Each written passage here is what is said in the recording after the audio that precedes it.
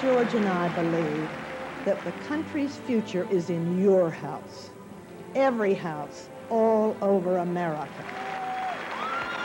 As in our family, as in American families everywhere, the parents we've met are determined to teach their children integrity, strength, responsibility, courage, sharing, love of God, and pride in being an American.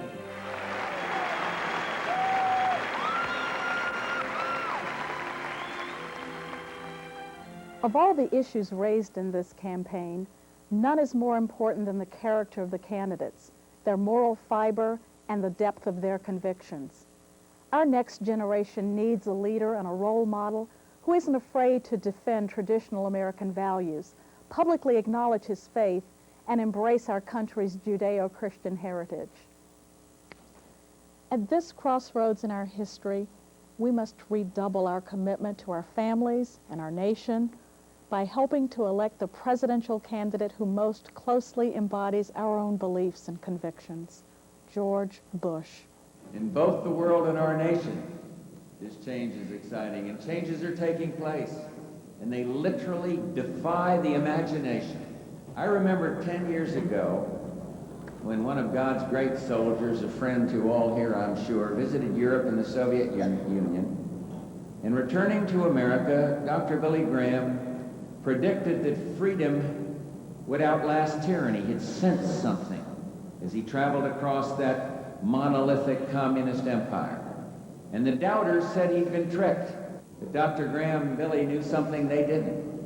He knew the chains of oppression forged by men were no match for the keys to salvation forged by God. And by God's providence, the Cold War is over and freedom finished first. I've known George Bush for some time, and I'm convinced that his personal faith gave him the strength to help bring the light of freedom to people around the world. And only a man of such deep faith can now build on that great triumph here at home. Our children and our grandchildren now sleep in the sweet sunshine of peace. And now it is our challenge. It is our sacred challenge to build for them a nation that is as secure from the inside as it is safe from the outside.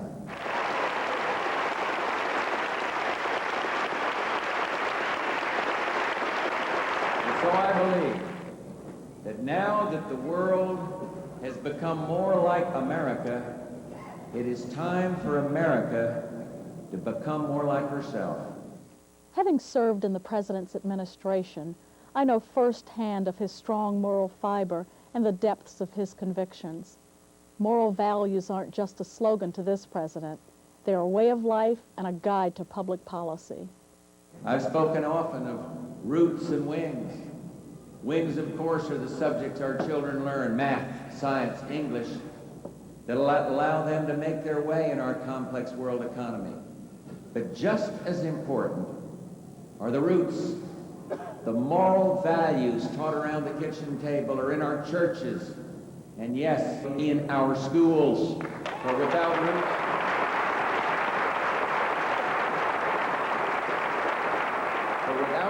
our children will never fly in a moral and good direction.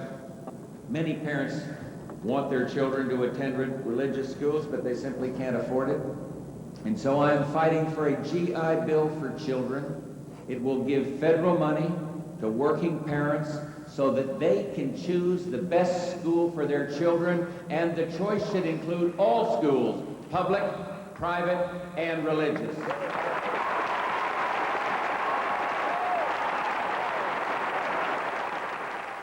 President Bush believes parents should be able to choose the best school for their children, whether public, private, or religious.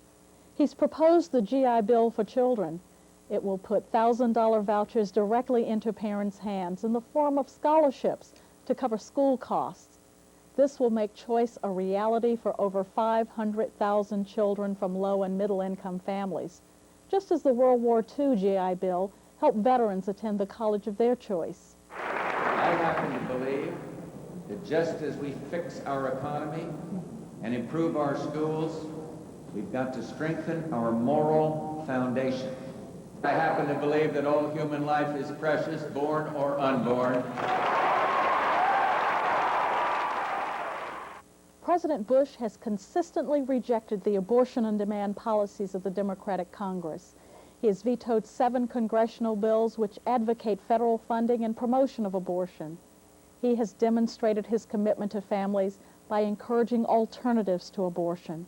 Alternatives such as changing regulations to make it easier for families to adopt the children they so desperately want. Something's wrong. When kids can get birth control in school but can't say a prayer in school. And so I call on the Congress again, and I'll keep calling on to pass a constitutional amendment allowing voluntary prayer. Let's bring the faith of our fathers back to school. These are the kinds of issues that I care about. Certainly I know you care about. And so I'm not going to be dissuaded by the critics who call family values a cliche, who say that family values have no place in our national debate. I will ignore those who would rather not talk about a moral revival in America, because I believe it is as important as any other challenge that we face.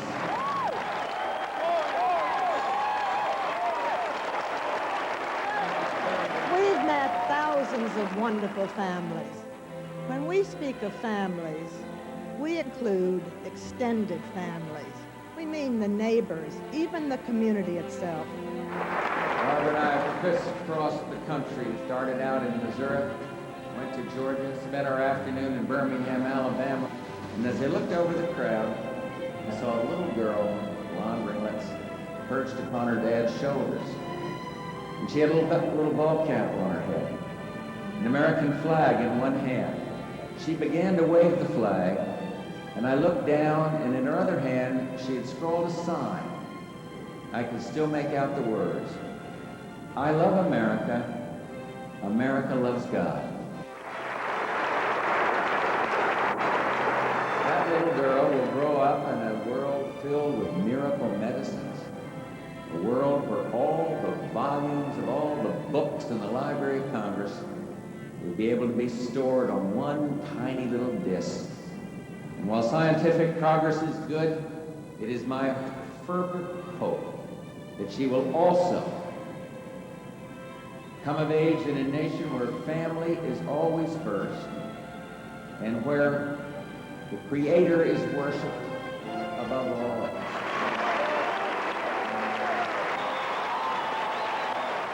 I just wish people who see George Bush on TV or read about him in the newspapers could know him as I do. A man of enormous integrity and love for his family and for all of America.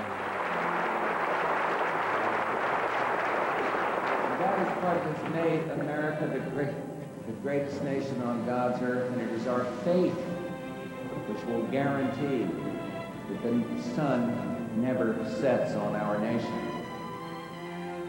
President Bush is a family man, a man of faith and high moral character. He deeply believes that America must restore the traditional religious and moral values that have made this country great. President Bush is a man who believes in the things you believe in. The bold course that President Bush charted for our nation is firmly grounded in a deep and abiding belief in God. Your voice and your participation in the political process has never been more important to the fate of our nation. This election year, choose the candidate who has earned our trust. The choice could hardly be clearer: George Bush.